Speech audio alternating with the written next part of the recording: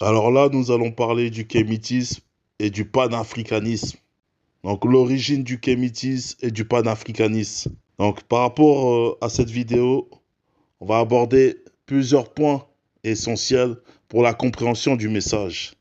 Déjà les mots qui finissent en isme, c'est-à-dire kémitisme, panafricanisme, christianiste, bouddhiste, yahwiste, polythéiste, etc. Ça, ce sont des idéologies, des courants de pensée qui mènent à l'avilissement des mœurs. Donc les divinités égyptiennes sont associées à des rites magico-religieux. Donc toutes les divinités égyptiennes antiques sont associées à la sorcellerie, au mensonge et à l'égarement. Donc le kémitisme est une croyance de basse fréquence qui tend vers la négation, vers l'occultisme. C'est des rites pernicieux qui mènent au déclin et à la décadence. Donc le point levé des Kamites et des panafricanistes qu'ils manifestent lors de leur lutte et en corrélation avec le symbole de la LGBT. Sur le drapeau de la LGBT, on retrouve le symbole du point levé. Et le point levé se trouve dans les illustrations du dieu Hermès.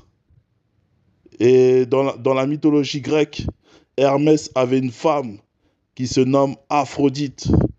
Et de leur union est né l'un de leurs enfants qui se nomme Hermaphrodite. Donc les panafricanistes pratiquent le culte de Hermès. Donc le mot pan, c'est le nom du démon dans la mythologie grecque. C'est le démon Satyre. C'est pour ça que dans le mot panafricanisme, on retrouve le mot pan. Donc les Kamites, ils ont tendance à dire Hotep. Ils ont tendance à dire Hotep. Le mot Hotep, normalement, s'écrit avec un T. Hotep, qui veut dire Thoth. Mais eux, ils écrivent Hotep sans le T. Ils écrivent Hotep sans le T. Et Thoth, c'est le faux dieu égyptien. Dans le panthéon égyptien, c'est le faux dieu de la sagesse, de l'écriture, des sciences, des mathématiques, etc. Et lui, il était souvent représenté avec une tête d'ibis et aussi une tête de babouin. Donc lorsque les Kamites, eux, disent Hotep, ils oublient d'écrire la lettre T au début du mot Hotep. Donc ça se dit Tot-ep, qui veut dire Tot. Dans le mot Totep, on retrouve le mot Tot qui apparaît à l'intérieur. Et Tot, c'est une fausse divinité dans la mythologie égyptienne. C'est un babouin. Tot est un babouin. Donc le mot Hotep est un mot associé au démon Thoth. Le mot Hotep que les Kamites disent tout le temps, il y a un mot déjà qui est mal orthographié. Hotep est un mot mal orthographié. Normalement, il ne s'écrit pas Hotep. C'est un nom théophore. Donc on retrouve le mot Thoth dans le mot Hotep. Et eux, ils ont tendance à retirer la lettre T au début du mot parce qu'ils ne comprennent pas que le mot Hotep, c'est un mot qui est en rapport avec le dieu Thoth. Mais au fil des années, au moment de la transcription, ils ont omis de mettre la lettre T. Par l'oralisation, la lettre T a été omise dans le mot Thoth, ce qui a donné plus tard le mot Hotep. Donc c'est à cause de l'oralisation que la lettre T a été omise, a été fondue dans le mot, ce qui a donné le mot Hotep. Et normalement, il s'agit d'un nom théophore. Donc ça se prononce Thoth. Ce que vous devez également savoir, c'est que Hermès était appelé 3 fois grand. 3 fois grand. Il se nomme Hermès Trimégiste. Hermès Trimégiste. Trimégistos. 3 fois grand. Parce qu'il maîtrise 3 domaines. La magie, l'alchimie et la philosophie. Et Hermès est associé à Thoth. Je répète. Hermès est associé à Thoth. C'est la raison pour laquelle les Kamites disent triple Hotep. Ils disent triple Hotep parce que Hermès Trimégiste est associé à Thoth. Hermès était appelé 3 fois grand. Il se nommait Hermès Trimégiste. Et c'est pour ça que, vu qu'il était associé à Thoth, les Kamites, eux, ils disent triple Hotep. Et c'est pour ça que Thoth, il se nomme 3 fois grand. Triple Hotep. En l'honneur à Hermès Trimégiste. En l'honneur à Hermès Trimégiste. Donc, ils adorent Thoth et Hermès. Parce que les Grecs, selon le principe de l'interprétation grecca, eux, ils donnent le nom de leur dieu Hermès à la divinité égyptienne qui se nomme Thoth. Notamment, on peut voir cela dans le Corpus Hermeticum. En fait, il s'agit d'un recueil de traités mystico-philosophiques et on retrouve aussi la table d'émeraude. Hermès Trimégiste est l'auteur de la table d'émeraude. Et la table d'émeraude est, selon cette fausse croyance, un portail vers l'âme du monde. Donc Hermès Trismégiste, c'est un personnage mythique de l'Antiquité gréco-égyptienne. Donc le dieu égyptien Thoth, que les Grecs ont associé à leur faux dieu qui se nomme Hermès, était scribe. Les Grecs, selon le principe de l'interprétation gréca, eux, ils donnent le nom de leur dieu Hermès à la divinité égyptienne qui se nomme Thoth. Selon l'interprétation gréca, les Grecs et les Romains, eux, ils assimilaient les fausses divinités des barbares, des profanes, à leur propre divinité. Parce qu'au final, eux tous, ce sont des païens. Ce sont des païens. Donc, ils adoraient plusieurs fausses divinités dans plusieurs civilisations. Donc, ils associaient leurs fausses divinités avec les divinités de d'autres civilisations, de d'autres peuples païens. Ils changeaient seulement de nom. Ça, c'est ce qu'on appelle l'interprétation gréca. L'interprétation gréca. Donc, l'interprétation des Grecs. C'était une sorte de locution. Le panafricanisme, c'est un mouvement politique. Et certains d'entre eux collectionnent même l'art dogon du Mali.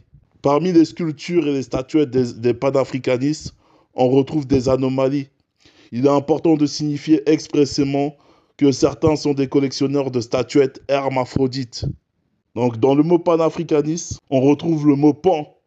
On retrouve le mot pan, qui est le nom du démon Pon.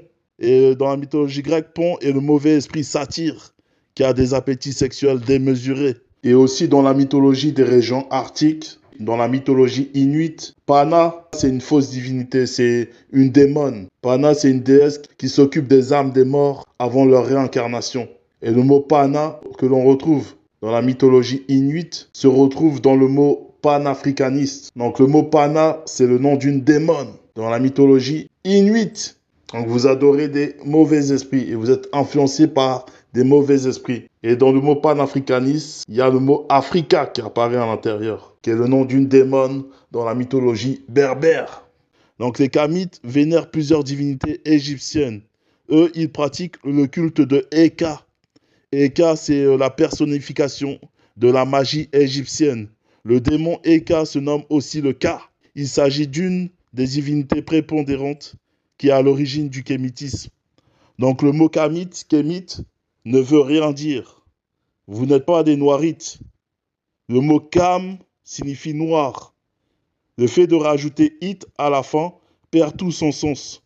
Cela ne veut strictement rien dire. Il faut vraiment être dans une aliénation profonde pour se revendiquer kamite. Kémite, le premier homme et la première femme de l'histoire sont de race noire. Ils ne se sont jamais revendiqués être des Kamites ou appartenir au kémitisme.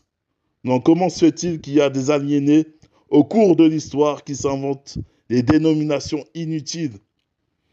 Je répète, comment se fait-il qu'il y a des aliénés au cours de l'histoire qui s'inventent des dénominations inutiles pour mener un soi-disant combat d'éveil de conscience? Donc le mot Kam vient du personnage biblique qui se nomme Cham, Kam. Donc vous êtes contre cette Bible coloniale, mais vous utilisez toujours des termes en rapport avec cette Bible. Vous dites que ces personnages n'ont jamais existé, mais vous utilisez le mot Kam pour dire que vous êtes des Noirs Kamites. Et d'ailleurs, Kam n'est pas le premier homme sur la terre, car le premier homme était noir. Son corps fut formé à partir du limon de la terre. Dans Genèse 2, verset 7, dans la traduction Abbé Filion, il est dit, le Seigneur Dieu forma donc l'homme du limon de la terre. Donc le limon de la terre, c'est une terre noire, riche en matière organique. Maintenant, vous allez dire que vous êtes des Adamites aussi, c'est ça? Vous allez aussi dire que vous êtes des Adamites? Donc, vos histoires de Kamites, Kémites, Adamites ne veulent rien dire. Car Kam est un faux nom biblique. Adam, c'est un faux nom biblique inventé par les Occidentaux. Donc, tous les noms bibliques qui figurent dans les Bibles actuelles classiques des chrétiens sont des faux noms. Car la Bible, à la base, c'est l'histoire des Noirs que les peuples profanes, les peuples païens se sont amusés à falsifier. Donc, les peuples profanes, les peuples païens, donc les profanateurs, se sont amusés à falsifier la Bible. Ils ont trafiqué, altéré et corrompu les écrits bibliques. Donc, sortez de l'ignorance. Vous n'êtes pas des Kamites, ni des panafricanistes, ni des Adamites. Arrêtez avec vos termes inventés qui veulent rien dire, qui ne veulent rien dire du tout. Vous êtes des hommes noirs ou des femmes noires, tout simplement. Vous êtes de la race noire, de la race originelle, de la race sainte, de la race élue.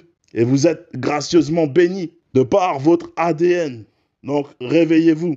Donc, dans le mot Kamite, on retrouve le mot Ka. On retrouve le mot Ka et le mot mythe à la fin. Donc, le mot Ka, il s'agit d'un faux dieu égyptien, de la magie et de la sorcellerie. Et le mot mythe signifie le discours, la parole. Le discours et la parole. Et selon les faux dictionnaires des Occidentaux, le mot mythe peut vouloir dire imagination, selon ce qu'ils ont écrit dans leur dictionnaire à eux.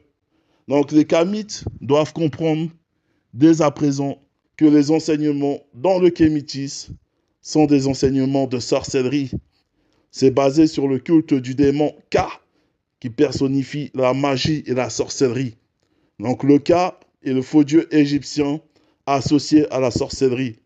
Le mot Kamite tire ses origines de plusieurs sources occultes associées à plusieurs faux dieux mythologiques. Déjà, dans le mot Kamite, comme on l'a dit, il y a le nom du faux dieu Ka. Donc il s'agit d'un nom théophore. Il s'agit d'un nom théophore. Et Ka, comme on l'a dit, il s'agit du faux dieu égyptien de la sorcellerie. Ensuite, le mot Kamite, autrement dit chamite, est associé au chaman. Et un chaman est un praticien sorcier. Et dans le mot chaman, il y a le mot cham, qui signifie noir. Et dans la Bible, il y a aussi ce personnage qui se nomme Cham, qui veut dire noir. Donc un chamite, c'est ce que vous nommez Kamite. Et Kam, Cham, signifie noir. Mais le noir it ne veut rien dire. Le noir it, ce que vous appelez noir it, non Kamite, ne veut rien dire. Il s'agit d'un mot qui n'a aucun sens. Et le mot Kamite s'écrit d'une autre manière qui prend tout son sens. Donc ça s'écrit avec la lettre K et la lettre A. Et le mot à la fin, le mot mythe, vient du mot mythos, qui est un mot issu de la langue latine, qui signifie discours, parole. Le mot Kamite signifie le discours et la parole de Ka, du démon Ka. Et Ka, c'est le démon égyptien de la magie et de la sorcellerie. Les Kamites suivent et appliquent les enseignements du faux dieu qui se nomme Ka. Donc c'est la raison pour laquelle les Kamites disent que les Blancs sont arrivés en Afrique et ces Blancs-là ont diabolisé la sorcellerie et les fétiches, etc.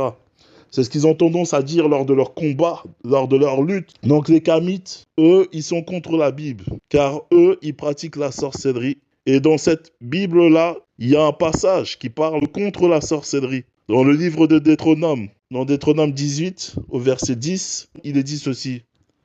Qu'on ne trouve chez toi personne qui pratique la magie et la sorcellerie. Qu'on ne trouve personne chez toi qui pratique la magie et la sorcellerie. Et là, en l'occurrence, nous pouvons voir que le mot Kamite est associé au faux dieu de la magie et de la sorcellerie, qui se nomme Ka, qui personnifie la magie et la sorcellerie. Donc, ce que les Kamites ne savent pas, c'est que les Blancs n'ont pas diabolisé la sorcellerie. Parce que la sorcellerie, c'est déjà quelque chose de diabolique. La sorcellerie est associée au mensonge. Donc les Kamites eux-mêmes, ils adorent plusieurs faux dieux qui sont des démons. La divinité principale qu'ils vénèrent dans le secret, sans le savoir, est le démon Ka, qui se nomme aussi Eka, la fausse divinité égyptienne de la magie et de la sorcellerie. Eux, ils pratiquent la parole et le discours du faux dieu Ka. Car dans le mot Kamite, il y a le mot mythe qui apparaît, qui signifie le discours et la parole. Et la parole de qui? La parole de Ka, du démon égyptien. Par ailleurs, il est important de clarifier notamment que le mot Kamite, Kemet, est aussi le nom d'une démone dans la mythologie égyptienne. Et cette démone se nomme Sekhmet. Sekhmet. Cette démone se nomme Sekhmet. Et le mot Kemet est le diminutif de Sekhmet. Je répète, le mot Kemet est le diminutif de Sekhmet. Dans le mot Sekhmet, il y a le mot Kemet qui apparaît.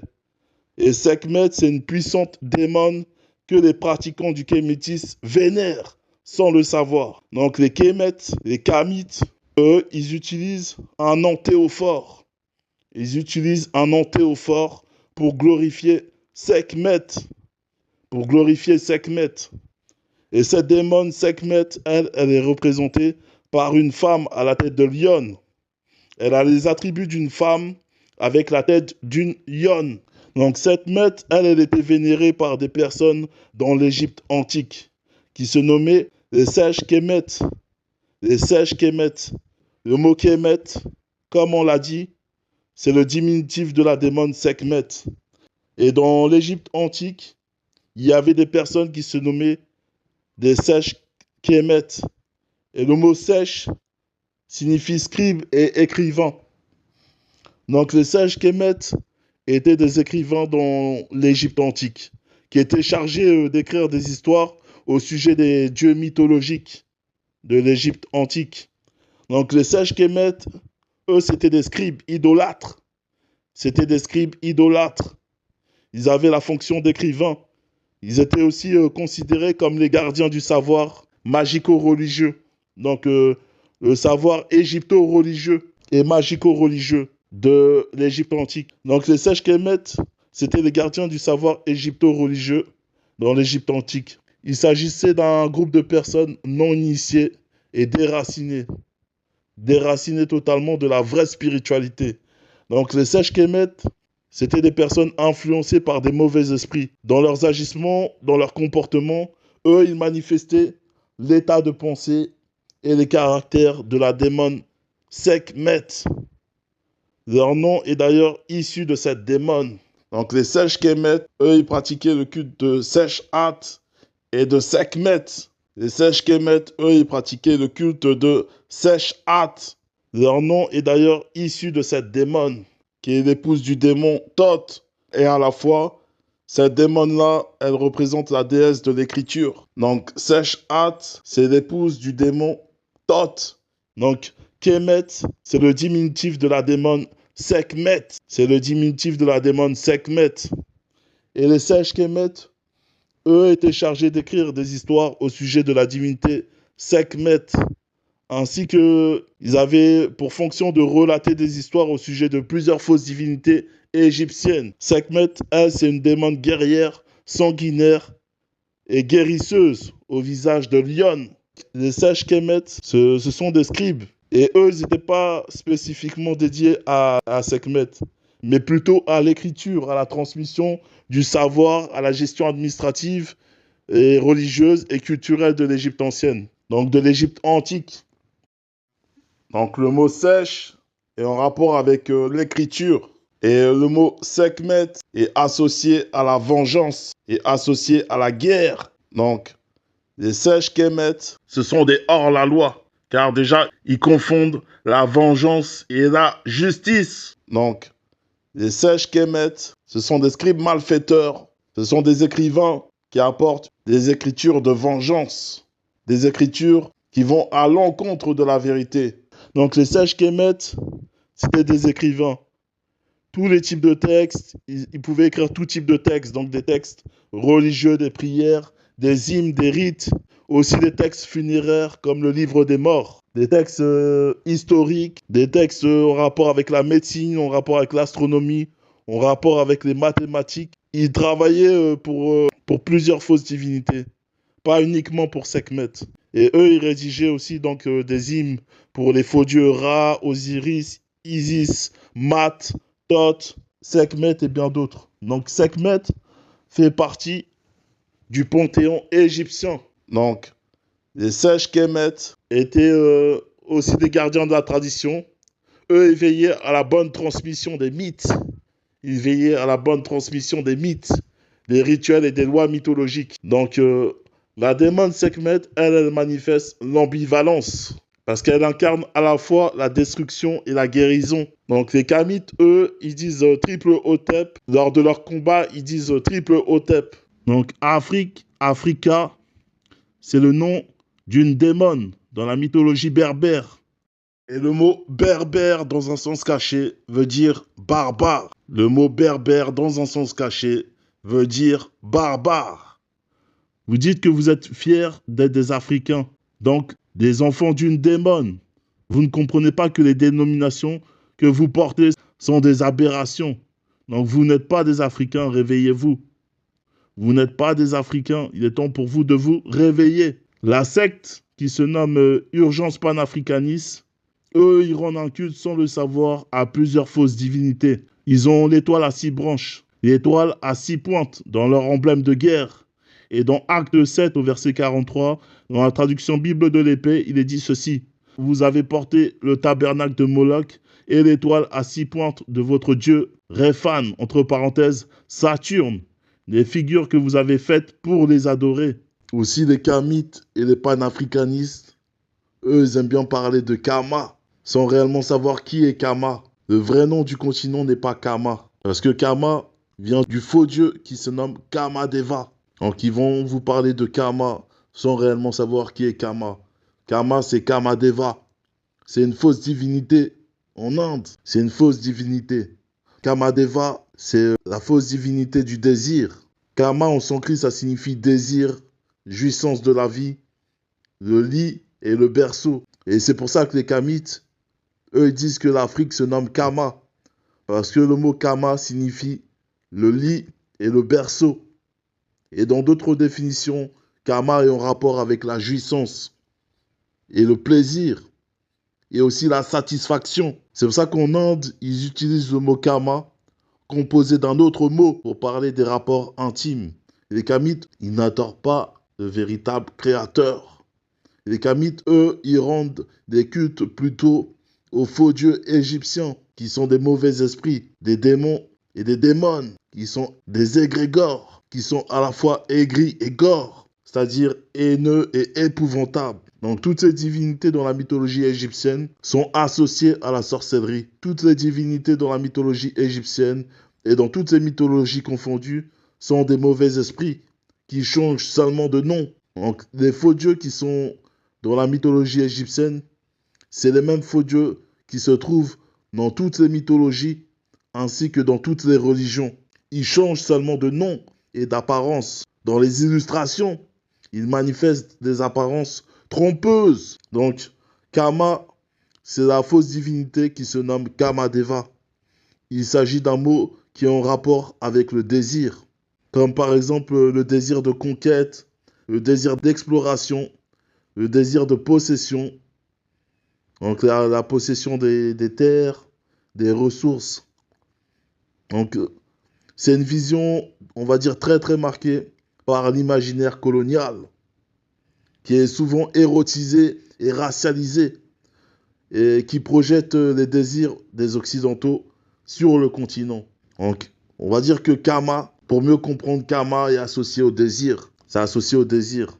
Donc, l'Afrique est désirée pour ses richesses culturelles et spirituelles, et aussi naturelles. Donc, lorsque vous observez la nature, vous voyez qu'elle est riche. Donc, le continent initial est riche en ressources.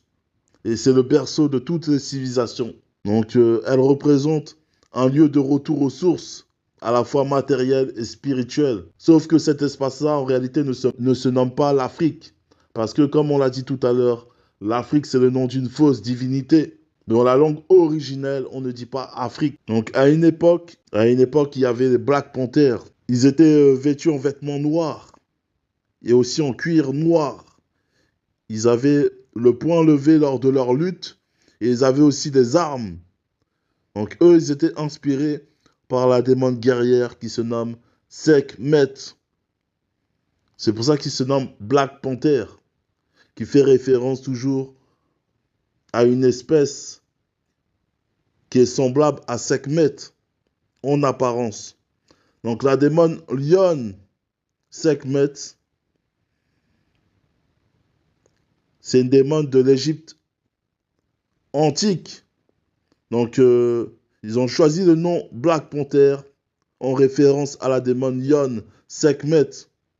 Car la lionne, la panthère, autrement dit le léopard, ont une apparence similaire à la lionne. Donc dans le film Black Panther, on va vous expliquer pourquoi certaines femmes non initiées se rasaient la tête pour aller au combat. Donc c'était pour reproduire le culte de Sekhmet. Sekhmet, c'est une lionne et les lionnes n'ont pas de crinière. La lionne n'a pas de crinière, c'est le lion qui a une crinière. Donc les femmes guerrières dans le film Black Panther, donc elles se sont coupées les cheveux pour ressembler à la démon lionne qui se nomme Sekhmet. Et Sekhmet, c'est une puissante démon guerrière, destructrice et sanguinaire qui ravageait tout sur son passage. Donc les personnes qui ont produit le film Black Panther ont demandé aux guerrières de se raser la tête en hommage à la démon Sekhmet. Et les vêtements des guerrières dans le film Black Panther est une représentation symbolique du sang, car la démon Sekhmet, selon son récit mythologique, aimait faire couler abondamment le sang des personnes qu'elle considérait comme des ennemis. Donc elle aimait être couverte de sang, tout comme la démon Hathor. C'est la raison pour laquelle Hathor, dans ses illustrations, elle a un disque de couleur rouge et une robe de couleur rouge. Donc Hathor, c'est une fausse divinité dans la mythologie égyptienne, dans les rites magico-égyptiens. Donc les personnes qui revendiquent être des Kémites, des Kémètes, eux, ils adorent Sekhmet. Ils adorent à la fois Bastet et à la fois Hathor. Parce que Sekhmet était surnommée la guerrière destructrice, la déesse aux trois visages. Je répète, la guerrière destructrice. La démon Sekhmet était surnommée la déesse aux trois visages. Elle était Sekhmet, elle était à la fois Bastet et elle était à la fois Hathor dans les récits égyptiens. Donc le kémitisme que les gens font dans cette époque n'est pas le vrai kémitisme. Le vrai kémitisme est basé sur le culte de la démon Sekhmet. C'est un culte en rapport avec la destruction et le chaos, car Sekhmet est une guerrière destructrice et sanguinaire. Le vrai kémitisme consiste à faire couler le sang. Je répète, le vrai kémitisme consiste à faire couler le sang des victimes et à faire massacrer un maximum de personnes. C'est ça le but du kémitisme. Mais à une période, ce que vous devez savoir, c'est qu'il y avait des Noirs déracinés aux États-Unis. Donc aux USA, aux États-Unis, il y avait des Noirs déracinés qui ont lancé un mouvement qui se nomme Black Panther. Et eux, ils avaient des armes à leur disposition. Et ils allaient au combat, le poing levé. Et les pratiques qu'ils faisaient lors de leur lutte se rapprochent un peu plus de la démon Yon, de la démon destructrice qui se nomme Sekhmet. Contrairement à vous, dans cette époque que vous vivez actuellement, vous ne pratiquez pas véritablement le culte de Sekhmet. Donc la démon Yon Sekhmet est à la tête du kémitisme. Et elle a une apparence similaire à ce que vous nommez la panthère, le léopard, le guépard et le jaguar. Et ce que vous devez savoir, c'est que l'autre nom du léopard, de la panthère et du guépard, c'est Cheta. C'est Cheta. C'est Cheta.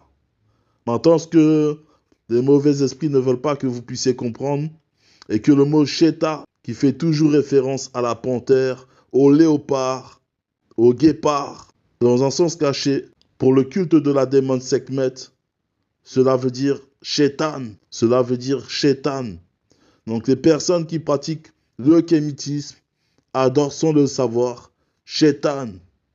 Parce que la lettre H minuscule du mot Chéta va correspondre pour les égrégores à la lettre N minuscule. Et le mot Chétan signifie le diable. Autrement dit, Satan. Donc toutes ces personnes qui pratiquent le kémitisme adorent, sans le savoir, Satan. Même si vous ne mettez pas en pratique le véritable kémitisme, vous apportez néanmoins des fausses doctrines. Et si vous apportez des fausses doctrines, ça veut tout simplement dire que vous êtes dans le mensonge. Donc vous pratiquez un culte démoniaque. Donc le kémitisme, c'est une pratique occulte. Et le kémitisme, c'est aussi une religion. Parce que les kémites, eux, ils disent qu'ils ne sont pas dans une religion, mais ils sont dans la religion. Ils pratiquent la religion quotidiennement. Parce que le kémitisme, c'est un culte magico-religieux égyptien. Je répète, le kémitisme est un culte magico-religieux égyptien. Mais dans l'époque que vous êtes actuellement, vous vous basez sur les manuels égyptiens que les Occidentaux ont falsifiés. Vous vous basez sur les découvertes de Cheikh Anta Diop. Vous vous basez sur les livres de Kalala Omotunde, etc. pour arborer une autre image du kémitisme, pour arborer une soi-disant sagesse, une soi-disant paix intérieure. Vous dites que vous êtes dans la vérité alors que vous êtes dans le mensonge. Parce que le kémitisme, ce sont des pratiques occultes. Vous êtes dans une secte pernicieuse et vous allez à l'abattoir. Vous allez dans la négation. Vous manifestez l'anti-vérité de par vos messages que vous apportez, de par vos actions. Vous menez un combat illusoire. Vous n'êtes pas dans la vérité, vous êtes dans le faux. Les Kamites pratiquent le culte de la démon Sekhmet. Et dans le mot Sekhmet, le diminutif de cette démon-là, c'est Kemet.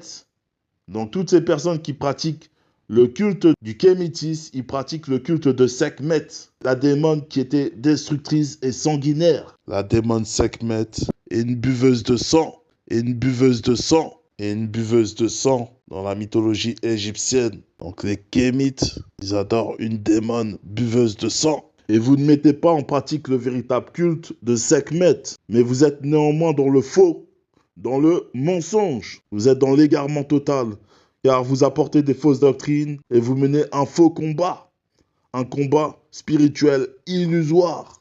Donc, tous les kémites, les kamites, ceux qui sont dans le panafricanisme, vous êtes tous dans le faux, dans le mensonge. L'Oba, l'unique créateur vrai et véritable, c'est encore glorifié.